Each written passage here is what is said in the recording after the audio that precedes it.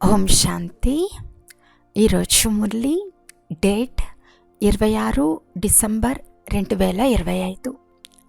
బాబా చెప్తున్నారు, మధురమైన పిల్లలు, మీ భాగ్యాన్ని శ్రేష్టంగా తయారు చేసుకోవాలి అంటే ఎవరితో మాట్లాడుతున్నా, ఎవరిని చూస్తున్నా బుద్ధి యోగాన్ని ఒక్క తండ్రితోనే జోడించండి. ప్రశ్న: నూతన ప్రపంచ స్థాపనకు నిమిత్తమైన పిల్లలకు తండ్రి నుండి లభించిన ఆదేశం ఏది? జవాబు: పిల్లలు, ఈ పాత ప్రపంచంతో మీకు ఎలాంటి సంబంధము లేదు. ఈ పాత ప్రపంచంపై మీ మనసును ఉంచకండి. మేము శ్రీమతానికి విరుద్ధమైన ఏ కర్మలు చేయటం లేదు కదా. ఆత్మిక సేవకు నిమిత్తంగా ఉన్నామా అని చెక్ చేసుకోండి. పాట: భోలానాథునికి సాటి అయిన. ఓం శాంతి. ఇప్పుడు పాటలు వినే అవసరం ఉండదు. పాటలు తరచుగా భక్తులే పాడుతూ ఉంటారు, వింటూ ఉంటారు. మీరైతే చదువుకుంటున్నారు. ఈ పాటలు కూడా విశేషంగా పిల్లల కొరకే తయారు చేశారు. తండ్రి మన అదృష్టాన్ని శ్రేష్టంగా చేస్తున్నారని పిల్లలకు తెలుసు. ఇప్పుడు మనం ఆ తండ్రినే స్మృతి చేయాలి. దైవీ గుణాలు ధారణ చేయాలి. మీ లెక్కాచారాన్ని చూసుకోవాలి. జమ అవుతూ ఉందా లేక నష్టం కలుగుతూ ఉందా అని అకౌంట్ చూసుకోవాలి. మాలో ఏ లోపాలు లేవు కదా అని పరిశీలించుకోవాలి. ఒకవేళ మన భాగ్యంలో నష్టం కలిగే లోపాలు ఏమైనా ఉంటే వాటిని తొలగించి దూరం చేసుకోవాలి. ఈ సమయంలో ప్రతి ఒక్కరూ తమ భాగ్యాన్ని ఉన్నతంగా చేసుకోవాలి. ఒక్క తండ్రిని తప్ప ఇతరులెవ్వరిని స్మృతి చేయకుంటే మనం లక్ష్మీనారాయణులుగా అవ్వగలమని మీరు ఇతరులకు అర్థం చేయిస్తారు. ఎవరితో మాట్లాడుతున్నా, ఎవరిని చూస్తున్నా బుద్ధియోగం అక్కడ ఒకరితోనే జోడింపబడి ఉండాలి. ఆత్మలమైన మనము ఒక్క తండ్రిని మాత్రమే స్మృతి చేయాలి. నాతో తప్ప ఇతరులెవ్వరితోనూ బుద్ధిని జోడించకండి. దైవీ గుణాలు ధారణ చేయండి అని తండ్రి ఆజ్ఞాపిస్తున్నారు. తండ్రి అర్థం చేయిస్తున్నారు. ఇప్పుడు మీకు 84 జన్మలు పూర్తి అయ్యాయి. ఇప్పుడు మీరు వాపస్ వెళ్ళి మళ్ళీ రాజ్యంలో మొదటి నంబర్ తీసుకోండి. రాజ్య పదవి నుండి క్రింద పడి ప్రజల్లో కూడా క్రింద తరగతికి వెళ్ళకండి. మీరు స్వయాన్ని చెక్ చేసుకుంటూ ఉండండి. ఈ జ్ఞానం తండ్రి తప్ప ఇతరులెవ్వరూ ఇవ్వలేరు.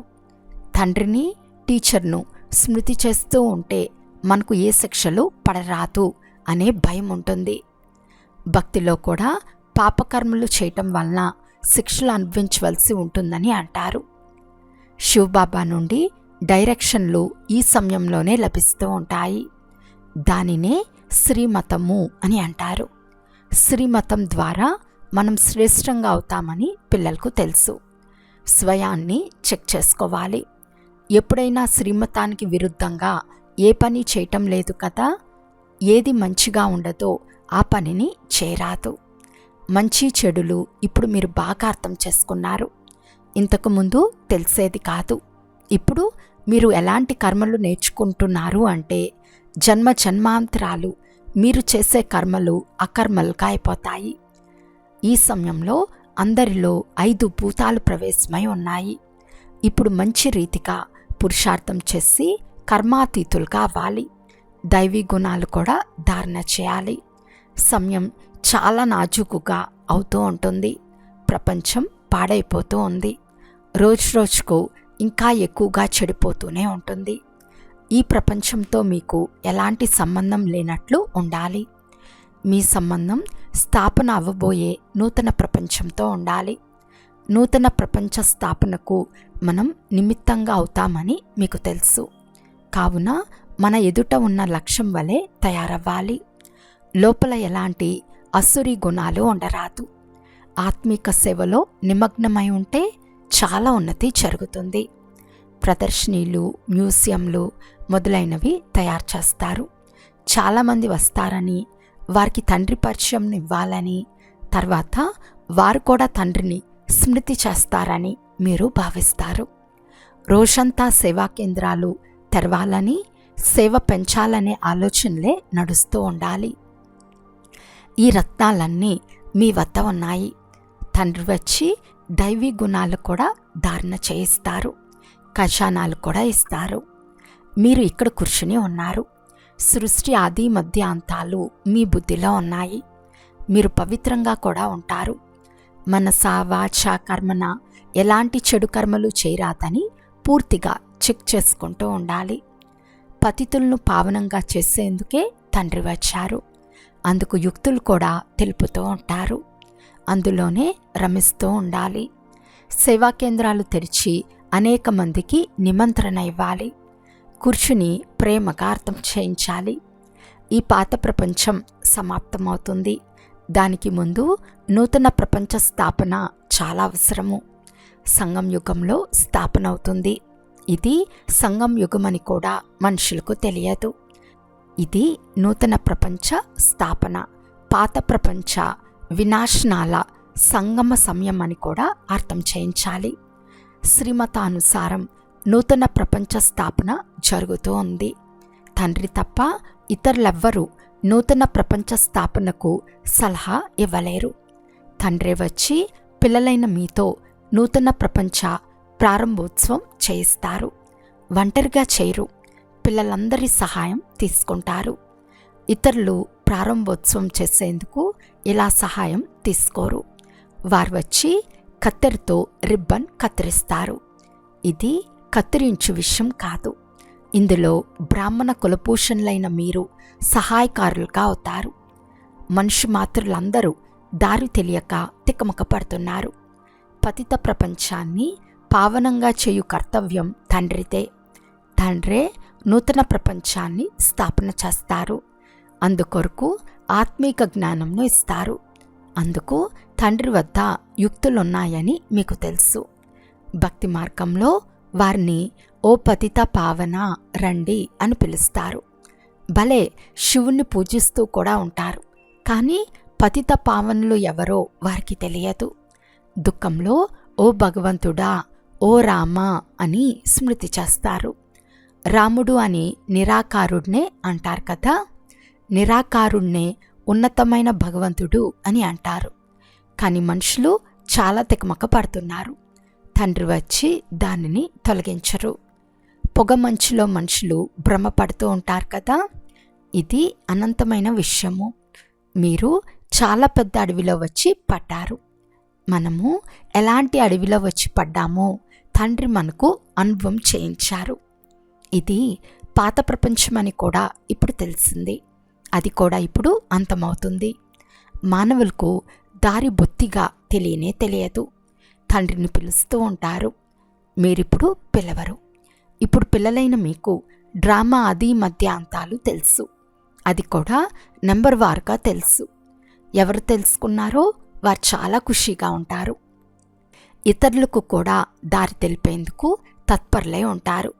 తండ్రి అయితే పెద్ద పెద్ద సెంటర్లు తెరవమని చెప్తూ ఉంటారు. పెద్ద పెద్ద చిత్రాలుంటే మనుషులు సహజంగా అర్థం చేసుకోగలరు. పిల్లల కొరకు చిత్రాలు తప్పకుండా కావాలి. ఇది కూడా ఒక పాఠశాల అని అర్థం చేయించాలి. ఇవి ఇక్కడి అద్భుతమైన చిత్రాలు. ఆ స్కూల్లోని మ్యాపుల్లో హద్దులోని విషయాలు ఉంటాయి. ఇవి అనంతమైన విషయాలు. ఇది కూడా పాఠశాలనే. ఇందులో తండ్రి మనకు సృష్టి ఆది మధ్య అంతముల రహస్యం తెలిపించి అర్హులుగా చేస్తారు.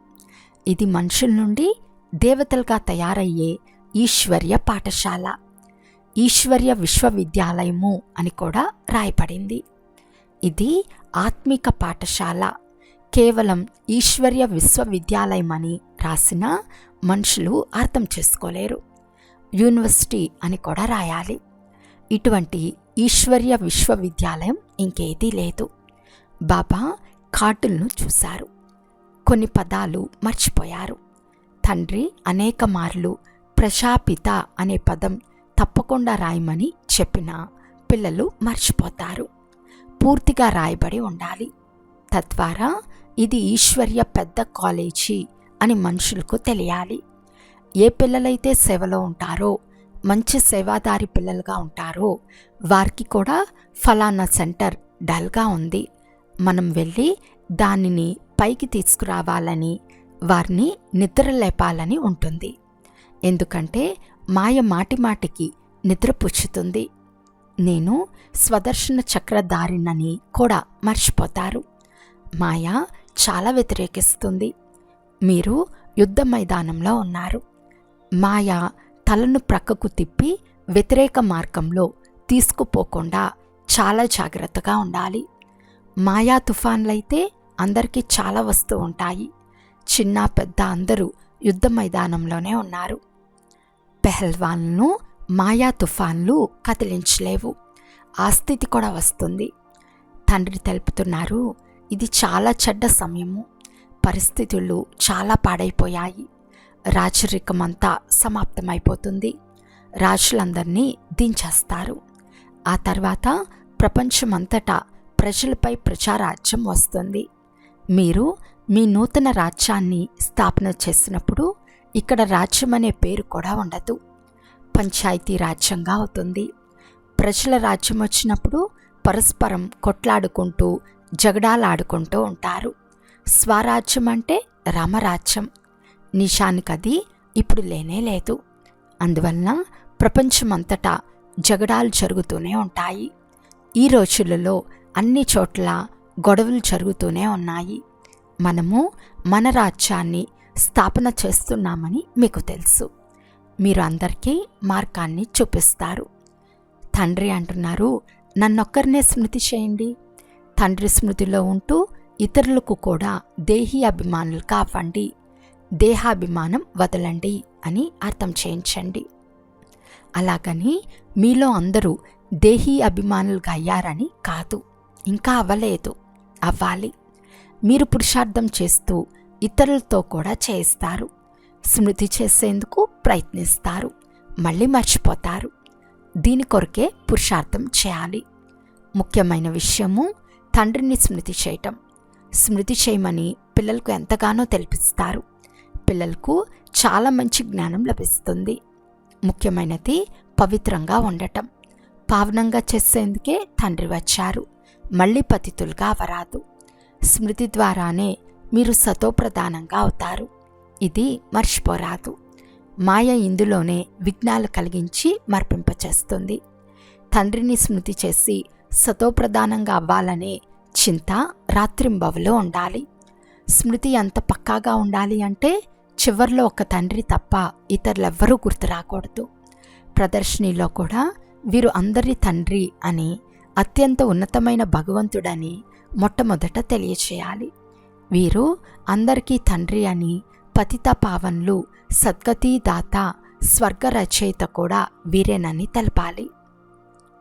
తండ్రి సంగం యుగంలోనే వస్తారని ఇప్పుడు పిల్లలైన మీకు తెలుసు. తండ్రే రాజయోగాన్ని నేర్పిస్తారు. పతిత పావన్లు వారొక్కరు తప్ప ఇతరులెవ్వరూ అవలేరు. మొట్టమొదట తండ్రి పరిచయం ఇవ్వవలసి వస్తుంది. ఒక్కొక్కరికి ఒక్కొక్క చిత్రంను గురించి అర్థం చేస్తూ ఉంటే ఇప్పుడు అంతమందికి ఎలా అర్థం చేయించగలరు? మొట్టమొదట తండ్రి చిత్రం చూపించి అర్థం చేయించడం చాలా ముఖ్యము. భక్తి అపారంగా ఉందని, జ్ఞానమైతే ఇదొక్కటే అని అర్థం చేయించాలి. తండ్రి పిల్లలకు అనేక యుక్తులు తెలుపుతూ ఉంటారు. పతిత పావన్లు తండ్రి ఒక్కరు మాత్రమే, వారే మార్గాన్ని కూడా చూపిస్తారు. గీతను ఎప్పుడు వినిపించారు అనేది కూడా ఎవరికీ తెలియదు. ద్వాపర యుగాన్ని ఎవరు సంగం యుగమని అనరు. తండ్రి ప్రతి యుగంలోనూ రారు. మనుషులు పూర్తిగా తికమకపడి ఉన్నారు.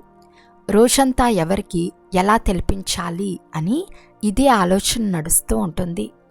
తండ్రి ఆదేశంను ఇవ్వవలసి వస్తుంది. మురళి టేప్ ద్వారా కూడా వినవచ్చు.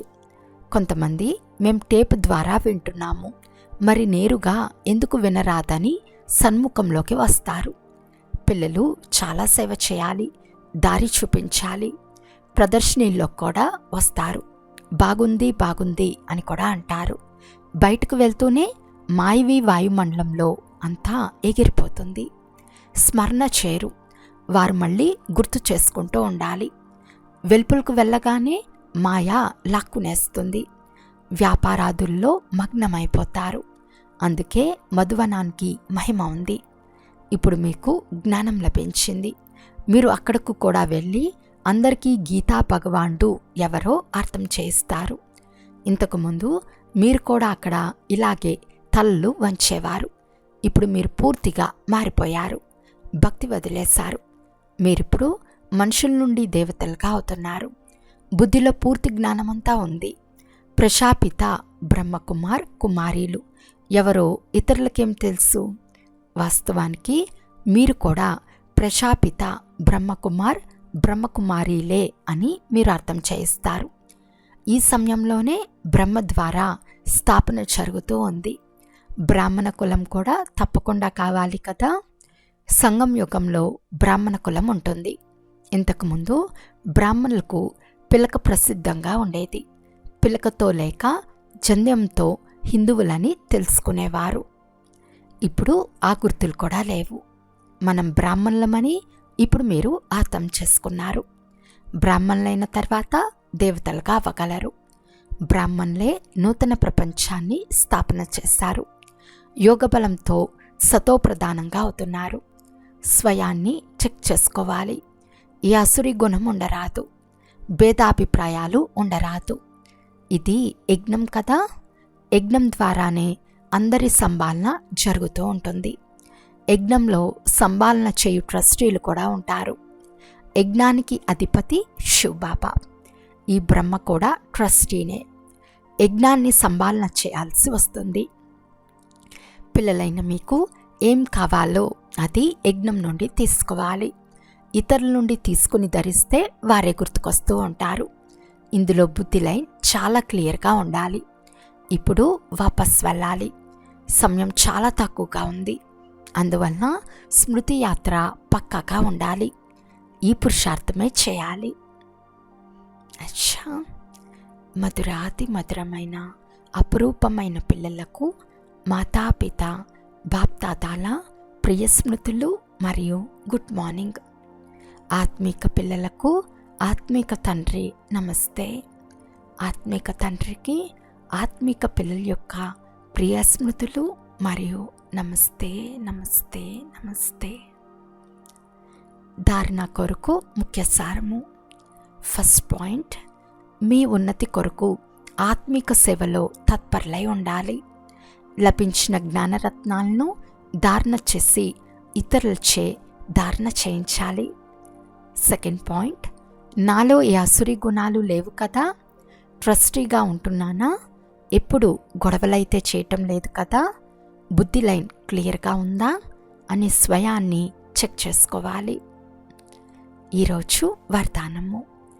పురుషార్థం యొక్క సూక్ష్మ సోమరితనమును కూడా త్యాగం చేసే ఆల్రౌండర్ అలర్ట్ భవ. పురుషార్థం యొక్క అలసట సోమరితనానికి గుర్తు.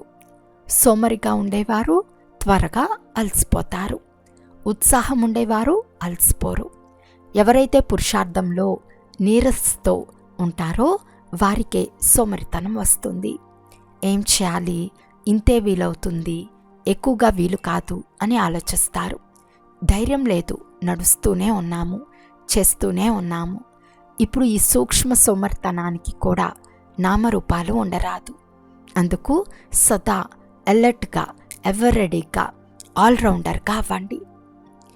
స్లోగన్: సమయం యొక్క మహత్వాన్ని ముందుంచుకుని సర్వప్రాప్తుల ఖాతాను ఫుల్గా జంప్ చేసుకోండి.